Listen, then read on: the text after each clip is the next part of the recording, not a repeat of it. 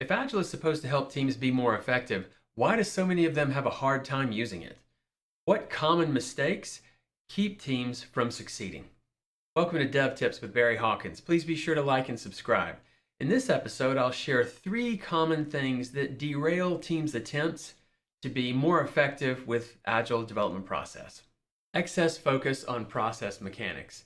Many teams that will tell you they are using an Agile process are often simply rehearsing a few rote meetings that they heard were part of Scrum or doing Agile, like a daily stand-up and some form of planning, and usually a painfully uncomfortable thing that they're calling a retrospective, and it's not going so well, unsurprisingly.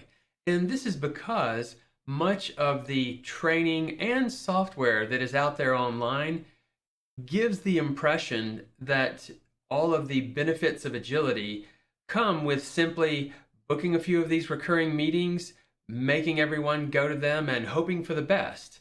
And usually, the things that they're instructing teams to do are quite dysfunctional, improper versions of the intended meetings and events and interactions.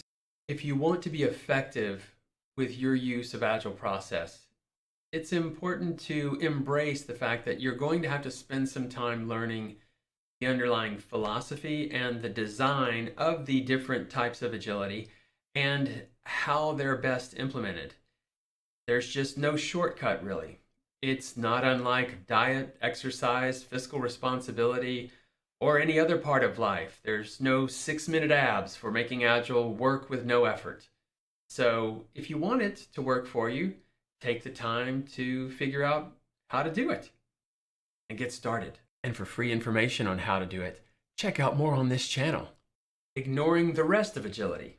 As we've said, Agile is not simply process, but it also includes a number of technical disciplines and practices, as well as philosophical and strategic mindsets that are notably different from traditional and most mainstream historical approaches to software product development, both video games and non-game software. For software, you should have an explicit approach to how you leverage your version control repository. There should be explicit policies and conventions for how change sets are introduced, isolated, and eventually merged into and integrated into the main product. You should have continuous integration, continuous delivery. Your testing approach should be top-notch, including unit functional integration and an effective use of a quality assurance department for all of the aspects of testing that are not part of the core of software engineering. There's also a difference of approach in how you plan and develop ideas for a product, and not deciding everything up front and then holding people to that old, stale, irrelevant plan, even when you're learning all sorts of things about how flawed your assumptions were when you were planning and not doing. Core to the mindset of agility is allowing the things that you're learning during execution to be folded into and alter your planning for what you're doing going forward. I often see teams and organizations really leave this aspect out, and it's really unfortunate because one of the greatest strengths of agility is the ability to adapt what you're doing, because you're learning as you're executing, and that learning needs to be leveraged. Leadership not doing their part. This is a massively impactful behavior that impairs teams' ability to succeed with Agile.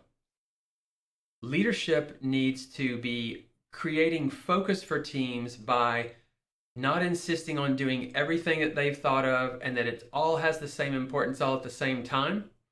And as those focused outcomes are brought to the teams, leadership needs to be willing and active and engaged in listening to what teams say about the approaches we could take and the different level of effort costs that those will carry, so that we can make deliberate choices and trade-offs around how we're going to approach a given outcome, because this one outcome is just one among myriad things that our product organization is having to do. And if the communication of priority and outcomes down to the teams is not also being met with a willingness to hear the approaches that can be taken and the different levels of effort, then that's going to inhibit even the best development process and technical practices that we might have in place with our Agile approach. For more on what product leaders should be doing, check out my Product Leader Tips video series. This episode, I'll cover,